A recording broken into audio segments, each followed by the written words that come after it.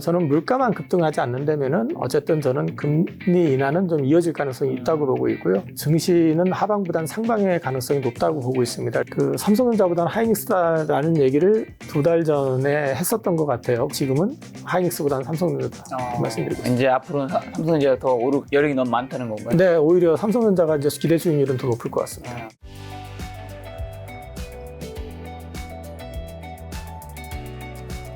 자, 그리고 요즘에 이제 좀 뜨거운 반도체 좀 여쭤보려고 하는데, 글로벌 빅테크 기업들이 자체 AI 칩 개발에 뛰어들고 있는데, 이건 SK 하이닉스 같은 기존 메모리 반도체 기업의 기회인가요? 위기인가요? 기회라고 볼 수 있고요. 그 소위 말해서 에이지 업체들이 성장이 커지기 시작하면은 시장 점유율은 엔비디아는 좀 떨어지겠죠. 그런데 시장 점유율은 떨어져도 매출은 계속 늘어납니다. 최근에도 지금 나온 얘기가 캐펙스 투자 관련해 가지고 내년에 대한 전망이 굉장히 높아지고 있거든요. 물론 그게 오픈 AI 빨 영향이 좀 있는 것 같아요. 그런데 지금 어쨌든 캐펙스 관련된 투자를 계속 늘리는 상황이다 보니까 이거는 결국 가지고 에이지 업체들이 성장한다고 해가지고 그쪽에는 HBM을 안 쓰느냐? 안 쓰질 않거든요. 씁니다. 그럼 HBM을 제작을 해가지고 양산이 가능하고, 그게 실제로 매출이 일어날 수 있는 쪽은 결국 가가지고 글로벌 3사밖에 없습니다. 중국 기업이 지금 따라온다고 하지만 중국 기업 걸 쓸 일은 없잖아요. 단적으로 얘기해가지고 빅테크들이 중국 기업 걸 쓸 가능성은 없다고 본다고 그러면, 빅3가 여전히 가정할 가능성이 높다고 보여야 되고, 그렇게 될 경우에는 HBM에서 가장 강점을 갖고 있는 거는 여전히 하이닉스다. 그렇게 말씀을 드릴 수 있을 것 같습니다. 요즘처럼 재테크가 중요한 시대엔 내가 먼저 정보를 찾아서 챙기는 게 필수죠. 그런데 나라에서 정한 지원금을 놓치고 계신 분들이 많더라고요. 신용카드부터 약정 끝난 인터넷, 정수기, 휴대폰, 가만히 두면 최대 148만 원 손해인데 아정당에 전화 한 통이면 설치 당일 입금된다고 합니다. 원빈도 혜택이 너무 좋아서 선택했다고 하니 안 받을 이유가 없죠. 전국 가입자 수 1위답게 다른 데보다 혜택이 적으면 차액의 120% 보상, 365일 24시간 무료 상담도 된다고 합니다. 마지막으로 이사, 청소도 유명한 아정당. 이사 당일 불만족 시 전액 환불하는 보장 이사도 가능합니다. 정당해봤자 아정당. 저 하이닉스, 말씀하신 하이닉스가 세계 최초로 HBM4 개발에 성공했다고 밝혔는데 이게 AI 반도체 시장에 어떻게 바꿀 것인지, SK 하이닉스 요즘 주가 굉장히 좋은데 장기적인 성장하면서 어떻게 평가하시나요? 우선 내년에는 성장이 조금 줄어들 가능성은 있어요. 성장률로. 근데 이제 그거는 내년도에 이제 루빈이 출시가 되는데 그게 아마 이제 HBM 탑재 용량이 생각보다 크진 않을 거예요. 근데 이제 내후년부터는 다시 커집니다. 그리고 HBM4 관련해 가지고 이제 말씀을 좀 드리면 최근에 동향을 나온 것들을 증권사 리포트라든지 기사라든지 아니면 또 외신 이런 것들 종합해서 보면은 우선은 설왕설래가 있긴 하지만 HBM4 관련해 가지고 제품 양산이 가능한 거는 현재로서는 하이닉스밖에 없습니다. 그리고 마이크론 테크놀로지 같은 경우는 미국에서 애널들 그 외국 애널들 같은 경우, 이제 외국계 증권사 같은 경우는 그걸로 엄청 성장할 거다라고 코멘트가 계속 붙어 있는데, 현재 들리는 얘기로는 거기는 베이스 다이 문제 때문에 지금 좀 애를 먹고 있는 것 같고요. 그 다음에 이제 삼성전자 같은 경우는 이제 원시 나노칩을 개발을 해가지고 지금 수율이 70%까지 올라오니까 그걸로 HBM4를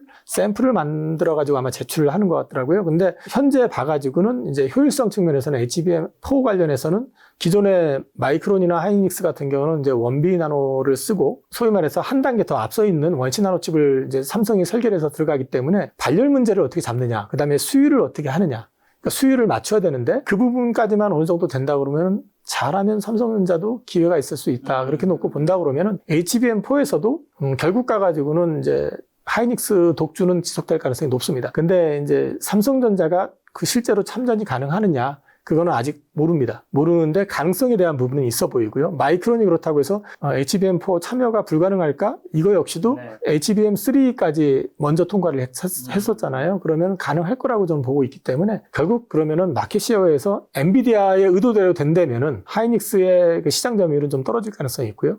삼성이나 마이크론 쪽이 조금 올라갈 가능성은 있어 보입니다. 말씀하신 대로 삼성전자의 HBM 경쟁에 대한 근데 시장 우려가 있는데 SK 하이닉스와의 격차를 좁히고 시장 신뢰 회복할 수 있을까요? 아직 말은 굉장히 많았지만 뭐 딱 진행된 건 없지 않나요? 삼성전자를 가지고 배신감을 최근 1년 동안 느껴보기는 저는 여태까지 증시에 있으면서 정말 오랜만에 삼성전자에 대한 배신감을 꽤 많이 느꼈었고 실제로 그런 얘기들을 많이 했는데 지금도 사실은 좀 안개 속에 있는 건 사실입니다. 근데 이제 최근에 엔비디아 쪽하고 그다음에 이제 애널리스트들 소통하는 거라든지 이런 걸 보면 약간 설왕설래가 있는데 HBM3 관련해 가지고 이달 말 다음 달 초에 소위 말해서 퀄 통과 여부가 결정이 날 가능성이 있다고 합니다. 근데 이제 지금 최근 분위기는 엔비디아하고 좀 많이 좋아지고 있다라는 뉘앙스, 근데 이제 HBM3가 그럴 때 된다 했을 때 고사양 쪽에 많이 들어갈 것인지에 대한 얘기는 또 다른 얘기거든요. 그래서 통과 여부는 일단 이달 말 다음 달 초 정도 일단 보셔야 될 것 같고요. 만약에 그게 안 된다 그러면 또 역시 또 그랬구나 이런 생각을 할 수 있겠지만은 지금 이제 HBM4 관련된 부분들은 계속 추적해 볼 필요가 있는 게 지금 애널리스트들도 그렇고 좀 가능성에 대해서 적어도 국내 애널리스트 같은 경우는 어느 정도 기대감은 갖고 있는 것 같더라고요. 그래서 저도 원시 나노칩 수율이 70%까지 올라왔는데 이거는 사실은 그러면 성능, 그 효율성 면에서 봤을 때는 기존의 칩보다는 나을 가능성이 높거든요. 문제는 이제 발열일 가능성이 높아요. 그래서 이제 발열을 어떻게 잡는지 그런 것들이 이제 변수가 될 것 같긴 한데 어쨌든 기존보다는 가능성은 좀 더 높아진 거 아닌가 싶습니다. 그리고 삼성전자가 이제 좀 지난 뉴스기나 이제 테슬라, 애플, AI치 수주한 게 지금 이제 파운드리 산업의 좀 전환점이 될까요? 파운드리 사업 관련해가지고 사실은 이제 제가 계속 말씀드렸었던 게 빅테크 수주가 없으면 이거 살아남기 어렵다. 그러면 삼성이 그 자신이 없으면은 저는 차라리 분사를 하기 전에 빅테크한테 협력 요청을 해서 완전히 경영을 분리할 테니 같이 만들어 가자는 취지로 하는 게 어떻겠느냐. 이게 제 개인적인 생각이었었고 실제로 그걸 몇 번 말씀을 드렸는데요. 갑자기 테슬라가 들어왔죠. 근데 이제 테슬라가 삼성이 좋아서 들어온 건 아닙니다. 사실은 테슬라는 그 TSMC 입장에서 봤을 때는 메인 고객이 아니에요. 그러니까 줄을 세우면 저 뒤에가 있는 좀 역할이거든요. TSMC의 메인 고객은 역시 그래도 애플이고요. 그 또 하나는 엔비디아입니다. 그러다 보니까 사실 그쪽이 우선 배정이 될 수밖에 없다 보니까 테슬라 입장에서는 요청을 해도 납기가 늦어지고요. 두 번째는 가격이 높습니다. 똑같은 가격으로 안 해줍니다. 우리는 삼성이 지금 그 테슬라의 그 판가보다는 한 20에서 30% 낮춰가지고 좀 수주를 해주고 있는데 그렇게 따지고 보면은 지금 사실은 TSMC 쪽에서 요구했던 금액 대비해서 엄청 낮은 거죠. 근데 그게 수주를 했거든요. 근데 시장이 뜨겁게 반응했던 거는 이제 답이 없다고 생각했었는데 빅텍이 일단 들어왔다. 그리고 두 번째는 왜 답이 없다고 생각했었냐면은 지금 테일러 팹이 TSMC가 지금 미국 들어가는 거는 이미 수주가 확정된 상태에서 들어가는 겁니다. 근데 우리는 먼저 짓기 시작했어요. 근데 수주가 안 나와가지고 짓다가 말았었죠. 그렇기 때문에 이거 갈수록 답이 없기 때문에 그거 살리려면은 저는 빅테크랑 협력 없이는 답이 없다라고 했는데 그쪽을 일단은 물량을 채우게 되는 거거든요. 그래서 이제 지금 테일러 팹 쪽으로 이제 소위 말해서 장비 이런 것들이 입고 시작이 됐고요.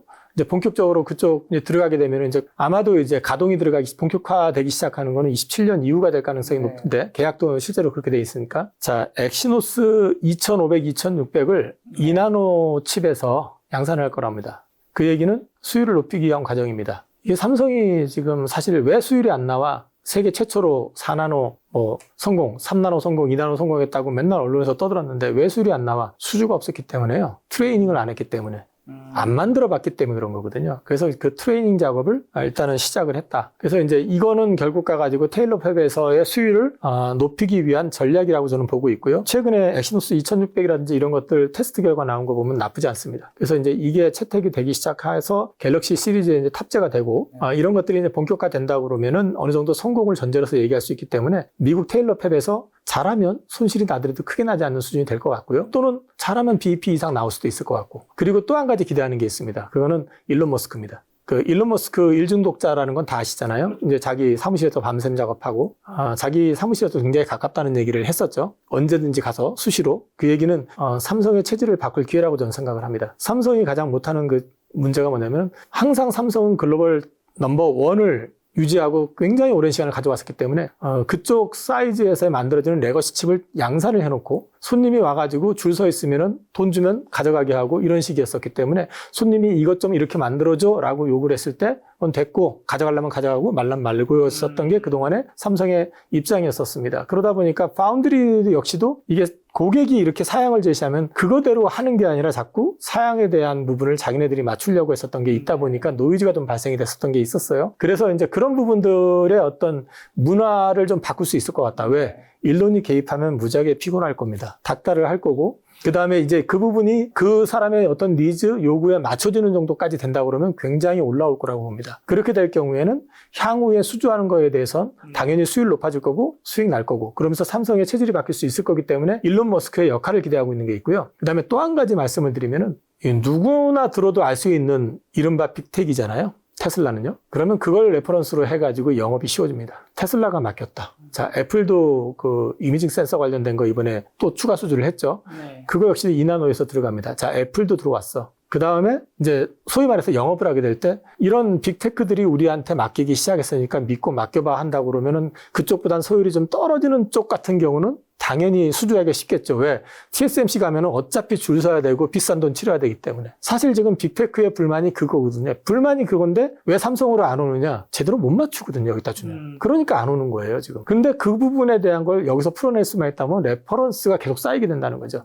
그러면서 삼성전자도 소위 말해가지고 파운드리가 정상화되기 시작하면은 그때는 진짜로 레벨업이 될 수 있겠죠. 그리고 범용 D램의 공급 부족이 예상되면서 삼성전자가 최대 수혜를 볼 것이라는 전망이 나오는데 이건 좀 일리 있는 말인가요? 네, 지금 실제로 낸드 쪽 쇼티지 얘기는 마이크론 테크놀로지에 대해서 이제 목표 주가 계속 상향하는 거에서도 나오고 있고요. 샌디스크 역시 마찬가지로 이제 쇼티지 얘기, HDD 쪽으로 얘기를 하면서 여기도 목표 주가 상황이 일어나고 있는데 그 얘기는 SSD 쪽, 특히 ESSD 쪽 이런 쪽에 이제 수요가 폭증하고 있다는 얘기고 가장 큰 문제는 이쪽이 워낙에 안 좋으니까 설비 투자를 안 했어요. 그러니까 이제 물량이 줄어들다 보니까 쇼티지가 나오는데 이게 데이터 센터 증설 계속 해야 되는데 AI 말고 일반 데이터 센터 역시 마찬가지로 이제 증설이 시작이 되고 그다음에 이쪽과 관련된 부분들에 이제 쇼티지가 서서히 나오기 시작하다 보니까 아무래도 이쪽을 증설을 안 했기 때문에 물량은 늘어나는 상태에서 자연스럽게 공급이 줄어드는 역할을 하다 보니까 쇼티지가 나오는 거고요. 그러다 보니까 지금 실제로 마이크론 테크놀로지 같은 경우는 DDR5 쪽으로 좀 비중을 더 키우겠다라는 얘기를 하고 있거든요. 그 얘기는 이제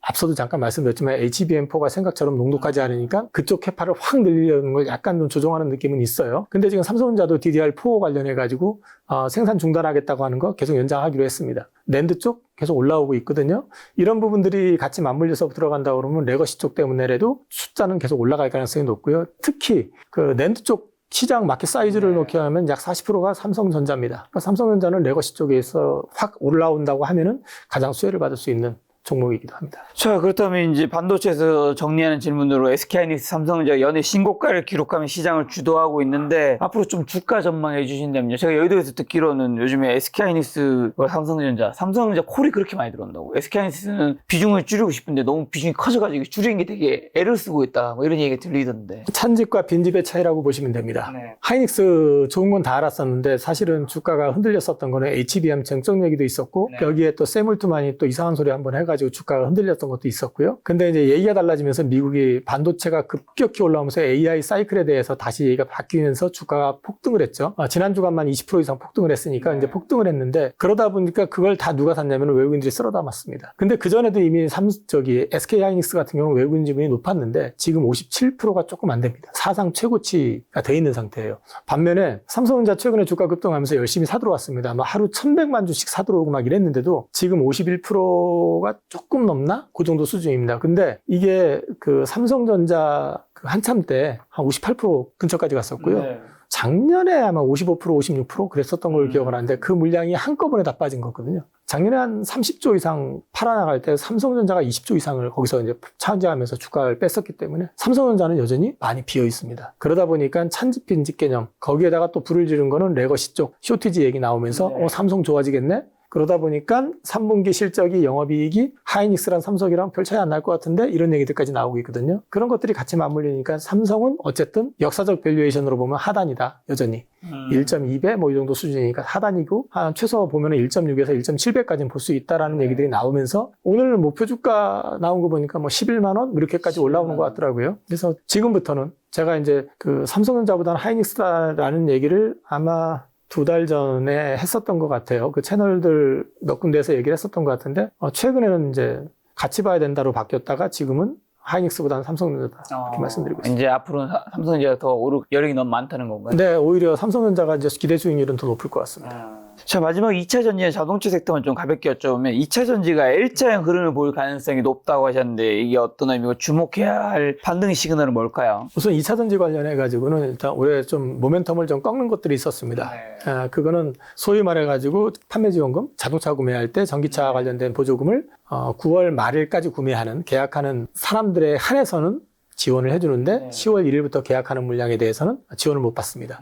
그래서 이제 그 부분이 일단은 하나 이제 있다 보니까 아마 8월 달에 전기차 판매량이 굉장히 많이 늘어났을 것 같아요. 늘어났다고 하더라고요, 데이터상으로. 근데 이제 그게 연속적으로 되겠느냐 하는 노이즈가 있었고 또 하나는 유럽 시장은 20%대 성장을 계속했는데 그 시장을 우리는 대응을 못해서 역성장하고 중국이 다 가져갔습니다. 그러다 보니까 실적이 좀 노이즈가 좀 있었어요. 그래서 어닝 쇼크들이 많이 나왔는데 나중에 보니까 LG 에너지 솔루션 같은 경우는 미국에서 이제 생산 관련해서 AMPC라고 해서 이제 보조금을 받는데 그게 금액 기준이 아니고요. 그러니까 생산량 기준이거든요.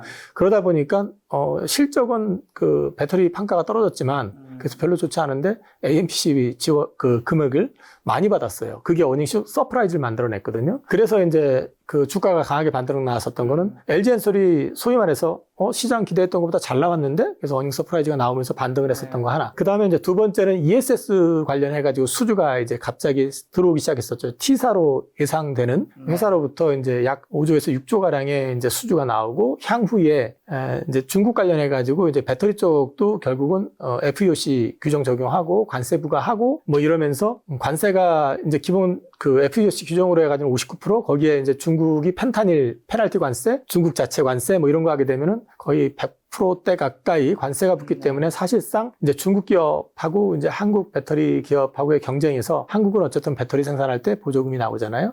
그걸 감안해서 놓고 본다 그러면 이제 한국 쪽이 좀 상대적으로 나아지는 어떤 그런 분위기. 그다음에 미국에서 이 배터리 쪽 역시도 중국산은 배제하려고 하는 움직임이 미 국방부부터 시작해가지고 계속 있어 왔잖아요. 이런 것들까지 이제 감안해서 볼 때는 이제 수주가 이제 계속 나올 거다라는 기대감이 반영이 돼서 주가가 ESS 모멘텀으로 많이 올라왔었어요. 그리고 사실 오버슈팅도 좀 나왔었습니다. 근데 그때 저도 살짝 당황을 하긴 했는데 그거는 왜 그 당시 오버슈팅이 나왔냐면 우리나라의 상반기 주도주였던 조방 원천이 그때 눌리고 조정을 받기 시작했었어요. 그래서 틈새 장세로 많이 빠졌었던 섹터들이 이제 급등이 좀 나오면서 2차 전지 쪽으로 이제 좀 붙었었던 것 같고요.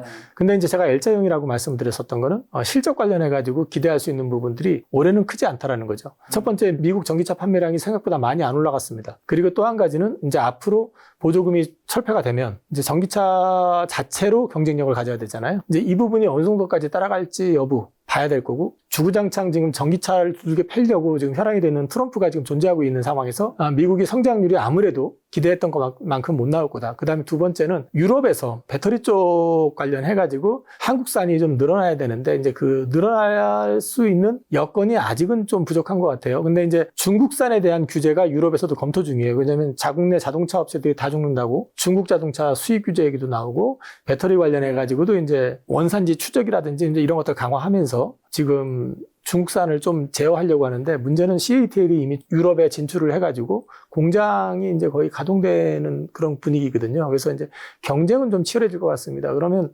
결국 가가지고 중국이 지금 주력하고 있는 건 LFP고 한국이 주력하고 있는 거는 NCM이잖아요. 근데 좀 저렴한 자동차를 원하다 보니까 저렴한 배터리를 원하게 되고 그래서 LFP가 현재 주력으로 지금 활동이 되고 있다 그러면 그쪽과 관련돼 가지고 입맛에 맞게 뭐 예를 들어 가지고 LFP가 아니더라도 LMR도 요즘 개발을 이제 한다고 하니까 그 양극재 기준으로 했을 때 이런 것들을 이제 개발을 하게 되면 이제 소위 말해서 중저가 배터리 이런 것들이 좀 양산이 되면서 우리도 좀 차지할 수 있으면 올라올 것 같은데 그게 시기적으로는 올해는 아닐 것 같다는 거죠. 그래서 저는 그 실적이 L자로 가다 보니까 주가 상승도 상단 하단이 좀 막힐 것 같다. 하단을 깰 가능성은 그렇게 많아 보이진 않는다. 근데 상단은 좀 제한될 것 같다. 그리고 이제 제가 한 가지 더 말씀드렸던 거는 대신에 이제 배터리 업체들 관련해 가지고는 재무적인 역량은 체크하시라. 그 최근에도 그 모 회사가 BW 발행한다고 했다가 주가 폭락했다가 최근에 이제 테슬라 효과 등으로 다시 급등을 하긴 했지만 이 재무적인 리스크는 결국은 증자라든지 자본 조달 리스크를 계속 병행을 하게 되거든요. 근데 이제 자본 조달이라는 게 확장이 되면서 자본 조달하는 건 좋아요.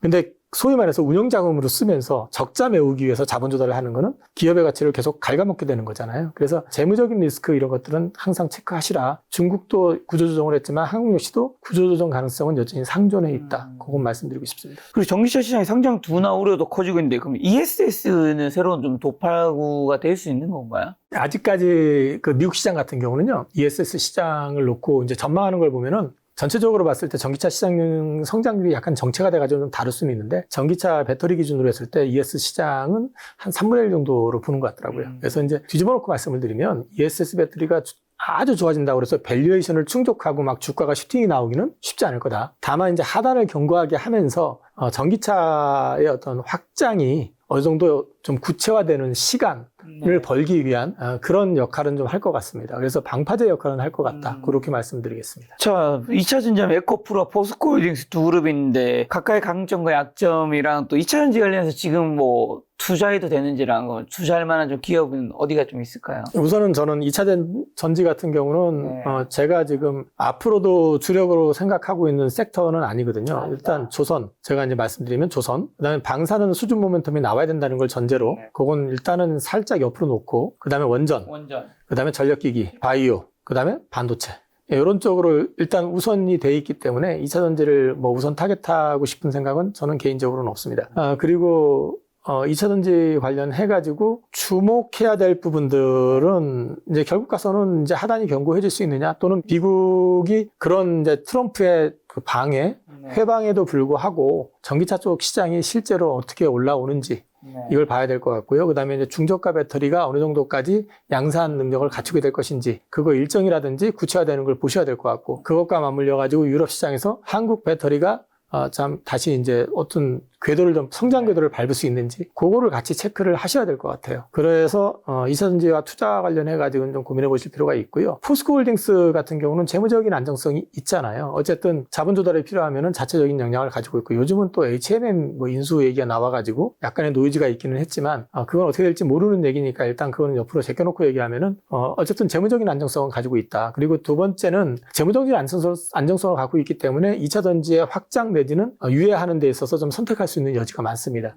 철강이라고 하는 어쨌든 캐시카우를 갖고 있기 때문에 그 부분과 관련된 부분에서는 상대적으로 안정성은 담보되어 있다. 그리고 이제 리튬 가격이 지금 변수인데 사실 수산화 리튬을 이제 만들어내는 리튬 관련해가지고 소위 그 염호 리튬이 만드는 단가 자체는 훨씬 저렴합니다. 그런 맥락에서는 강점을 가지고 있지만은 양산 시점을 포스코홀딩스가 뒤로 늦춰놨어요. 그 얘기는 아직까지 리튬 가격도 아직 정상화되지 않고 있고 그 다음에 배터리 시장에 대해서 아직까지는 확신을 갖기는 조금 이르다라고 판단을 하는 것 같거든요. 이제 그런 맥락에서 놓고 얘기를 하면 조금은 좀 유동성 있게 가져갈 수 있는 측면이 있다. 반면에 이제 에코프로 홀딩스 같은 경우 또는 에코프로 그룹 같은 경우는 아무래도 2차 전지 집중이잖아요. 그럼 2차 전지 산업에 영향을 받을 수밖에 없고요. 그러다 보니까 최근에 상반기까지만 해도 추가 자금 조달 필요 없다고 얘기를 했었거든요. 근데 이제 최근에 들어와가지고 다시 자금 조달을 또 이제 검토하는 것 같습니다. 이제 이런 부분들 물론 이번엔 증자가 아닌 것 같아요.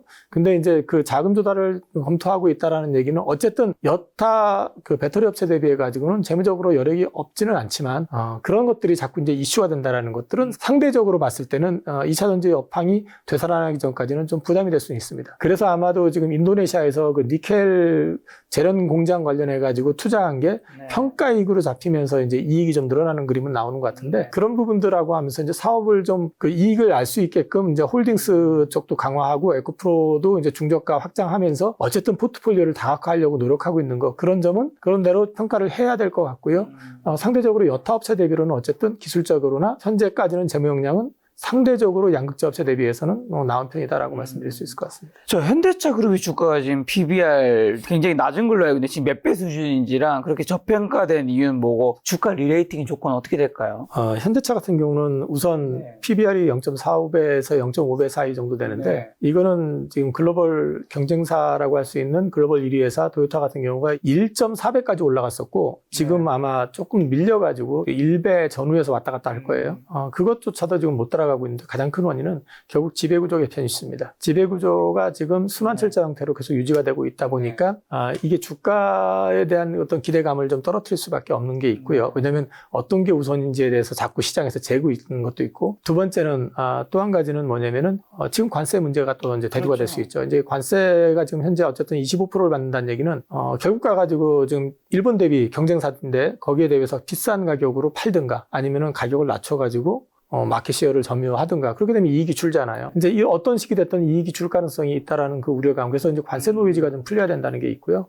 그리고 이제 배당과 관련된 부분들은 사실 현대차가 굉장히 잘하고 있어요. 근데 그 부분에 대한 평가를 제대로 못 받고 있는 건 있는데 그 배당의 어떤 성향이 높아지고 있는 것 자체는 과거 현대차하고 다르게 주가가 지금 하방의 리스크는 어쨌든 막아주고 있다. 그런 맥락으로 보시면 될 것 같고요. 이게 풀리기 위해서는 이미 상법 개정을 통해 가지고 이제 여러 가지 그 대주주를 견제하기 시작을 했거든요. 그러면 기한은 줄 수 있을지 모르겠지만 공정거래위원회에서 소위 10대 그룹사 가운데서 순환출자 구조가 해소가 안 된 거의 유일한 기업인데 그냥 두겠습니까 그거? 어떤 식이든 일정 제시를 받든 뭘 하든 하겠죠. 그러면 이제 그거 지배구조 개편 이슈가 이제 같이 맞물리면서 주가의 어떤 상방을 그려낼 가능성이 있고, 마찬가지로 관세에 대한 부분들이 어떻게 풀리느냐. 예를 들어서 관세와 관련된 게 합의가 돼가지고 똑같이 15%가 된다 그러면 바로 주가 오를 거라고 보고요. 그 다음에 또 그게 아니더라도 예를 들어가지고 지금 메타플랜트 지금 조지아 공장 지금 짓고 있는 거, 거기가 이제 캐파를 굉장히 키울 수는 있어요. 근데 이제 국내 문제 때문에 결국은 노조 문제죠. 마음대로 늘리지는 못할 것 같아요. 지금 봐가지고. 더군다나 이번에 또 뭐 노란봉투법 뭐 이런 통과되면서 그런 거 하게 될 때는 또 이제 노조하고 또 협의가 또 돼야 될 것 같고, 이런 것들이 좀 변수가 될 수는 있거든요. 그래서 이제 결국 가가지고는 그런 걸 극복하기 위해서는 최근에 판매량은 어쨌든 역대급이라고 하는데, 대수 기준으로는 그게 이유가 유럽이나 이런 제3의 어떤 지역에다가 많이 팔았기 때문이랍니다. 그러면 이제 그런 판매 다각화를 통해서 성공을 한다 그러면 미국 거는 미국에서 생산하고 뭐 이런 식이 강화되면 또 풀려나갈 가능성도 있죠. 그래서 그런 건 좀 지켜봐야 될 것 같습니다. 저 오늘 긴 시간 이사님과 이야기 나눴는데 그 마지막 정리하는 질문으로, 지금 현금 1억 원인 정도 있는 분이라면 어디에 좀 어떻게 포트폴리오 짜서 좀 투자하면 좋을까요? 네, 증권사 직원도 투자합니다. 그래서 제프트 기준으로 말씀을 드리면 저는 여전히 지금 조선을 가지고 있고요. 그리고 제가 지금 가지고 있는 거는 조선 전력기기 가지고 있고, 원전 갖고 있고요. 바이오 갖고 있습니다. 현재는 이 4개 포트에 집중하고 있습니다. 근데 아까 전에 AI 반도체 좋게 말씀해 주신다 했는데, 참, 반도체 주식을 갖고는 있는데 비중을 충분히 못 채워가지고 그걸 깜빡했어요. 그래서 제가 반도체 주식 좀 늘리거나 빠지면 더 채울 겁니다. 이 중에서는 가장 좀 비중이 좀 작은가 보네요. 현재까지는 그렇습니다. 그러니까 이제 왜냐면은 이번에 이제 좀 사면서 급등폭이 워낙에 빨라가지고 이제 한 번에 못 샀고요. 근데 이제 좀 시간을 두고 살 생각이고요. 지금 앞서 말씀드렸던 조선주 전력기기, 원전, 바이오 같은 경우는 좀 장기 투자해오는 패턴이기 때문에 제뿐만 아니라 제 고객들 포트폴리오도 다 이렇게 돼 있습니다. 그리고 이제 반도체 좀 편입을 좀 해놓는 상태고요. 현대차도 갖고는 있는데요. 현대차 그룹도. 그것도 역시 장기 투자로 갖고 있기 때문에 제가 포트에 별 관심을 안 가져가지고, 그러니까 주가는 많이 올라와 있고, 그 다음에 또 한 가지는 배당 수익 때문에 요즘 눌려있는데 신경 안 쓰고 있어가지고 제가 말씀을 안 드렸는데 현대차 그룹도 포트에 있습니다. 자, 마지막으로 그러면 하반기 주식 투자 포인트는 눈여겨봐야 될 변수만 한번 찝어주시면서 짐작가 TV에 또 처음 나와주셨는데 개인적으로 꼭 하시고 싶은 말씀이 있다면요. 하반기의 어떤 변수라고 하면 미국의 경기 침체 가능성입니다. 이 부분에 대한 거는 이제 FOMC 끝나고 파월의 기자회견을 보시면 될 것 같아요. 거기서 이제 어떻게 평가하는지, 그리고 이제 10월 이후에 저는 물가만 급등하지 않는다면은 어쨌든 저는 금리 인하는 좀 이어질 가능성이 있다고 보고 있고요. 그렇게 될 경우에는 결국 전반적으로 봤을 때 증시는 하방보단 상방의 가능성이 높다고 보고 있습니다. 그래서 FOMC 직후에 기대 때문에 많이 올라갔잖아요. 미국도 한국도. 그렇기 때문에 세론이 남아가지고 조정받을 수는 있습니다. 근데 그 조정을 파는 쪽보다는 저는 물량을 좀 늘리는 쪽으로 계획을 하고 있거든요. 그래서 그런 쪽으로 보시면 될 것 같고, 리스크는 앞서 말씀드린 것처럼 경기 침체가 좀 구체화된다든지 아니면 문제가 생긴다고 할 땐 조금 얘기가 달라질 수 있습니다. 그건 체크해 보실 필요가 있다 말씀드릴 수 있을 것 같고요. 그리고 이제 제가 드리고 싶은 말씀은 주식 투자할 때는 너무 단기적인 시각, 근시안적인 시각으로 보시면 어렵습니다. 그리고 또 한 가지는 누구한테 들어가지고 하는 것도 되게 위험합니다. 특히나 이제 제가 여기 지금 이 채널에도 출연했지만 유튜브 채널에서 얘기한다 해가지고 맹신해가지고 투자하시면 또 힘들어질 수도 있어요. 이렇게 말씀을 드리는 건 투자 아이디어를 말씀을 드리는 거지, 이게 답이라고 답안지를 보여드리는 건 아니거든요. 그래서 뒤집어 놓고 말씀을 드리면 여기서 들은 얘기를 근거로 해서 더 공부를 해보셔야 됩니다. 조선주 지금 제가 좋게 보고 더 가져간다 했을 때 제 고객님들 평단가 들어보시면은 지금 들어오시는 분들하고는 비교가 안 돼요. 그러니까 이제 제가 이 말씀을 드리는 얘기는, 저는 주가가 꺾이면 좋게 생각했는데 예를 들어가지고 어떤 변수가 생겨서 꺾이면 얼마든지 엑시트를 하면 되지만 그쯤에서 물릴 수도 있잖아요. 그래서 이제 제가 이 말씀을 드리는 건 전 여전히 좋게 보고 있습니다만, 이런 부분들이 있어가지고 어떤 돌발 변수가 반생을 했을 때도 그러면 결국 구체적으로 소위 말해서 수주 사이클 또는 미국 사이클, 이게 지속될 수 있는지 여부를 다시 한번 여러 가지로 검토해 보시면서 판단해야 되기 때문에 자기가 가지고 있는 포트에 대해서는 계속 공부를 하셔야 된다는 말씀을 끝으로 말씀드리겠습니다. 알겠습니다. 제가 준비한 질문이 굉장히 많아서 좀 오늘 다 할 수 있을까 걱정을 했는데 속사포처럼 말씀해 주셔서 다행히 저희 주어진 촬영 시간 1시간 반 정도에 다 끝낼 수 있네요. 다음번에 또 이사님 모시고 좋은 이야기, 주식 투자 인사이트 한번 들어보도록 하겠습니다. 오늘 만나는 손님은 이용 이사님이었습니다. 지금까지 소중한 시간 함께해 주셔서 정말 감사합니다. 오늘도 김 작가였습니다. 고생 많으셨습니다. 네, 고맙습니다.